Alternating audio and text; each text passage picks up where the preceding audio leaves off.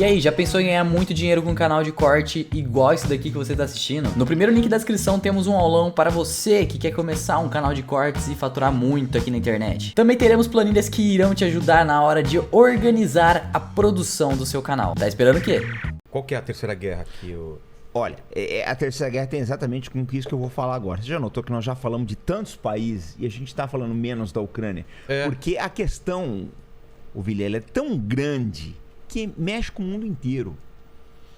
A gente, na verdade, falou de vários países, somos a Índia, o Paquistão, o Bangladesh, a Arábia Saudita, mas nós estamos falando da Ucrânia, que são consequências de tudo que está acontecendo aqui.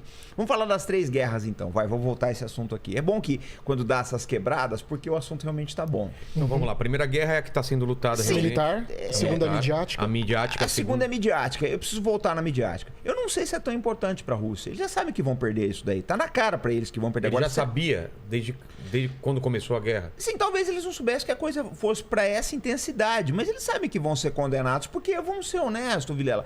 A imprensa, ela bota a versão que ela quiser. A versão que ela quiser. Você pega, por exemplo, a questão dos laboratórios biológicos da Ucrânia, ninguém tá falando nada. E é uma coisa importantíssima. Agora mesmo, saiu hoje no Glenn Greenwald que o New York Times já está reconhecendo como verdadeiros, né, os arquivos do laptop do Hunter Biden, que foram encontrados lá nos Estados Unidos. Então eles mudam a versão toda hora ao seu bel prazer. A Rússia sabe que ela vai perder. Mas a guerra mais importante, nós falamos dela, só não demos o nome, mas essa é a guerra econômica. Quem é que vai ganhar? Eu não sei. Porque o pessoal apostou, né, que as sanções iam derrubar a Rússia. Será? Vocês têm certeza? Eu falo sempre pro pessoal, falo, gente... Você acha que tem uma chance de não só não derrubar, como deixar ela mais forte? Não sei se é isso. A Rússia é o menor problema. Aquilo ali não é uma democracia e não vai importar tanto a opinião pública. E os países pequenos? Portugal, Espanha, sim, Grécia, Tchecoslováquia, e os PIGs do sul da Europa, esses países mais pobres. Será que eles vão aguentar a alta dos combustíveis? Porque não é só combustíveis, são outros insumos. A Rússia domina aí a produção de uma série de metais aí. Será que eles vão aguentar tudo isso? Trigo, né? E junto com a Ucrânia, que já foi devastada, então também pega agora. E os fertilizantes. Fertilizantes. Então, gente, é uma questão que está vindo aí que nós não checamos ainda. Nós não vimos os efeitos dessa questão. A gente sabe, por exemplo, do aumento do combustível, que não aumentou tanto, também não sei porquê. Tá meio estranho o negócio do combustível. Era para ter aumentado mais? É que eu não sou especialista para falar, mas tem umas coisas também. Porque já teve casos que o petróleo foi muito mais alto e não teve esse aumento. Sim, mas estão dizendo aí, professor, não sei até que ponto que é verdade. Primeiro, que os Estados Unidos acho que liberou os estoques deles. E segundo, que parece que está tendo um surto na China e diminuiu o consumo. Isso é o que eu ouvi falar, não sei se é verdade. Poderia fazer assim, só que se for a questão deles utilizarem o barril deles, tem um tempo também, né? Sim, exatamente. É uma bomba que depois pode explodir lá na frente. Não, e, por exemplo, né, os pedidos que eles fizeram o Brasil aumentar a produção. Será que o Brasil deve aumentar? Tudo bem, mas será que vai influir? Não sei. A Venezuela... A ponto de compensar uma Rússia... Eu acho que voltar a comprar da Venezuela também. Né, mas a Venezuela, eu estava vendo que a questão... eu vi outro dia um diretor de agência de petróleo, não lembro se era do Brasil ou se era internacional, falando que não adianta também a Venezuela aumentar, pedir para a Venezuela aumentar, porque primeiro que ela não tem a condição de suprir uma Rússia. Já começa daí. Sim. Segundo que o parque industrial dela para extração de petróleo está defasado. Falta até mão de obra qualificada. Que conforme foi... Basicamente eles fizeram muito o que fizeram com o Correio aqui. Foram colocando os amigos do partidão ali, substituindo o pessoal técnico. O pessoal técnico, uma mão de obra extremamente qualificada, começaram a ir para as outras empresas ao redor do mundo. Deixou o pessoal que não tem uma grande qualificação, mas é ligado ao partido, tal, aquela coisa toda. É um aparelhamento, né? Exatamente. E aí acabou também quebrando parte da indústria petrolífera venezuelana também.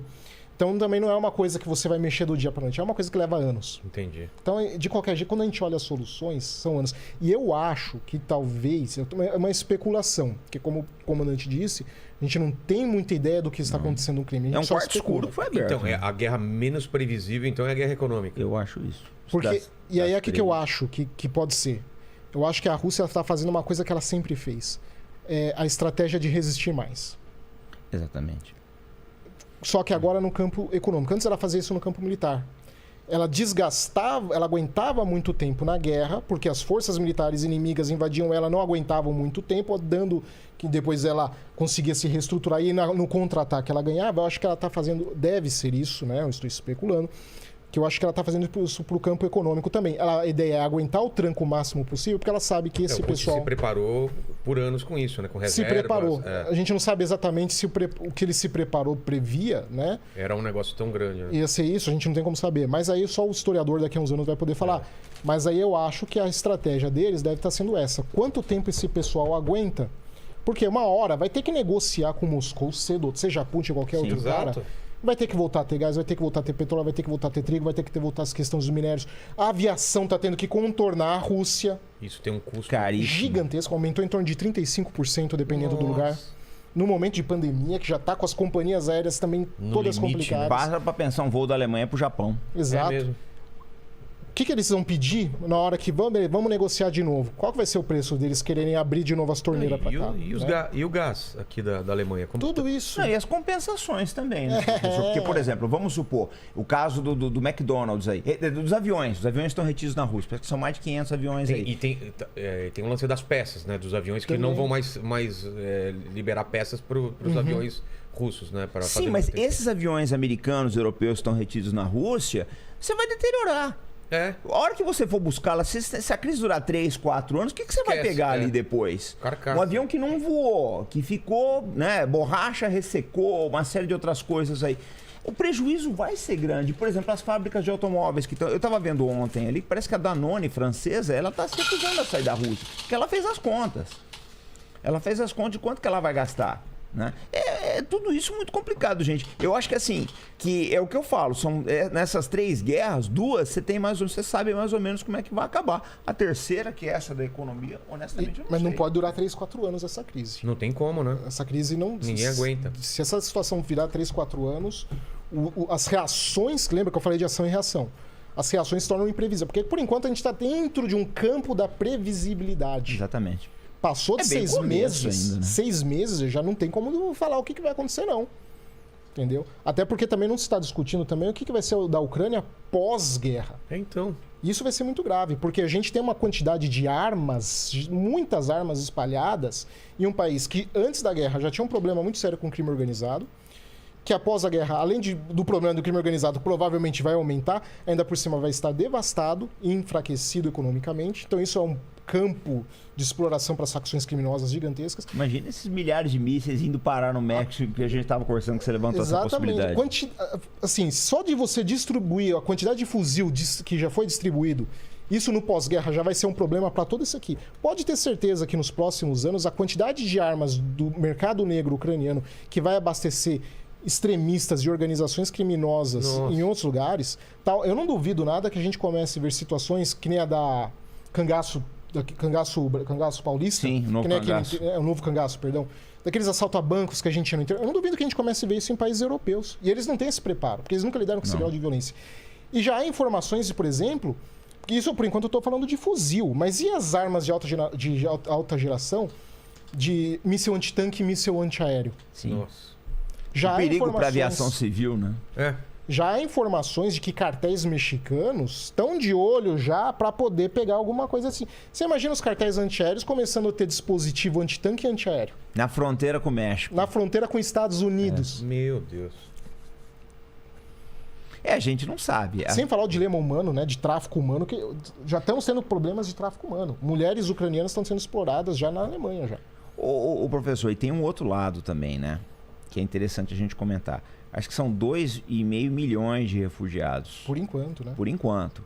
Se essa guerra, o que você colocou aí agora, se a guerra durar 6 meses, 1 ano, nós vamos ter a tempestade perfeita. Uma economia europeia com sérios problemas e tendo que cuidar de, por enquanto, 2,5 milhões de refugiados. Porque por enquanto não estamos recebendo os refugiados bem, tá todo mundo tá começo de namoro, né? Tá recebendo contra uma ditadura e tal. Quando esse pessoal começar a disputar emprego, começar a baixar o salário do pessoal, começar a ter problema de criminalidade. É claro que o fator cultural, por exemplo, histórico, ameniza a complicação que não teve com os sírios. Com os sírios, com os afegãos, etc. A gente não vai ver ucraniano, pelo menos, né, não tão cedo, se explodindo numa igreja, entrando e cometendo massacre.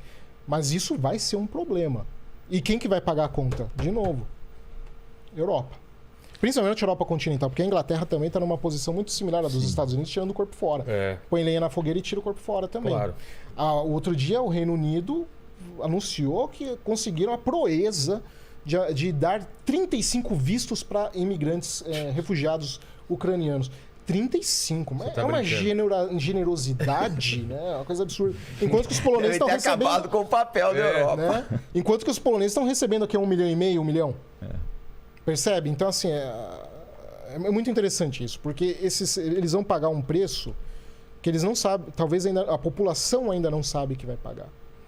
E aí, isso não foi vendido, só foi vendido o entusiasmo. Eu acho que foi vendido uma versão assim. É sempre aquela versão emocional, né? É claro. As pessoas não se debruçam para ver. É aquilo. Você ilumina os prédios, né? Da cor azul e amarela, e o pessoal acha que tá tudo bem, mas isso tem um custo, né? Tá na fase do bem contra o mal ainda. Exatamente. Por isso que eu falei, me preocupa muito discursos pseudo-geopolíticos querendo exportar a democracia a todo custo. Porque isso é messiânico. Eu nunca vi nada messiânico dar certo. Ou sair coisa boa disso. E vale lembrar que essa ideia de exportar para fazer do mundo um lugar melhor, porque o mundo seria totalmente democrático, vale lembrar que as maiores atrocidades do mundo foram sempre cometidas porque algum canalha achava que estava fazendo do mundo um lugar melhor.